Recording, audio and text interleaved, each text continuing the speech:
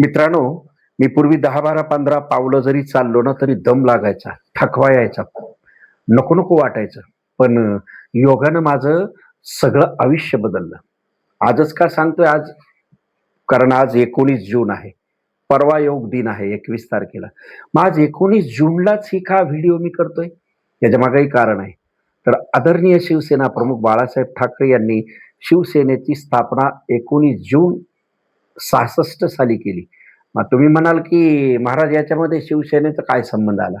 एक तर मी राजकारणात नाही, परंतु एक सत्य सांगायचंय तुम्हाला.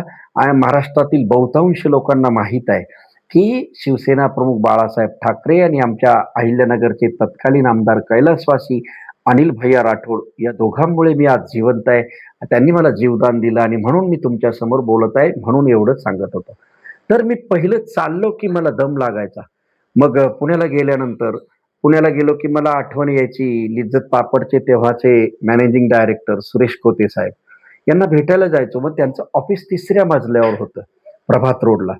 मी गेलेलं कळल्यानंतर ते खाली यायचे मला भेटायला. असं अनेक वेळा झालं. मग त्यानंतर त्यानंतर त्यांचं भेटणं माझं वाढतच राहिलं. तर 1-1.5 महिन्यात माझी डॉक्टर स्नेह देसाई यांच्याबरोबर भेट झाली. त्यांनी मला सांगितलं, "विजयजी, आप डायनामिक योगा करो, प्राणायाम करो." आणि 7 मिनिटाचं प्राणायाम त्यांनी दिलं. 8 मिनिटाचं प्राणायाम, त्याच्यामध्ये 7च प्राणायाम करायचे होते. आणि मग 21 जून 2017ला मी सुरुवात केली करायला. जून, जुलै, ऑगस्ट, सप्टेंबर आणि ऑक्टोबरच्या पहिल्या आठवड्यात पुन्हा पुण्यात जाणं झालं. म्हटलं बघूया तरी काय फरक झाला याचा. आणि मग डायरेक्ट जिना चढायला लागलो आणि वन टेक पहिल्याच दमात वरती 3ऱ्या मजल्यावर सुरेश कोते साहेबांना मी भेटायला गेलो. तुम्ही म्हणाल याच्यात काय विशेष आहे? अहो मी अपंग आहे, कुबडीवर चालतो. हो. आणि मग सुरेश कोते साहेब सुद्धा आश्चर्यचकित झाले, की "महाराज तुम्ही वर कसे काय आले?" मग मी त्यांना सांगितलं, की "मी योग दिनापासून 4 महिने झाले प्राणायाम करत आहे." खरंच माझं आयुष्य बदलून गेलं. माझे इंटरनल ऑर्गन स्ट्राँग झाले एवढ्याशा 7 मिनिटाच्या प्राणायामाने.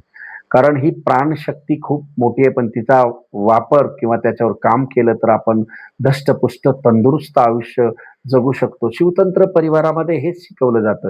आरोग्य, प्राणायाम, शिस्त, आत्मविश्वास आणि सातत्यपूर्ण कृती याच्यावर भर दिला जातो आणि म्हणूनच अनेक लोक शिवतंत्र परिवारामध्ये येऊन स्वतःचं आयुष्य घडवतात.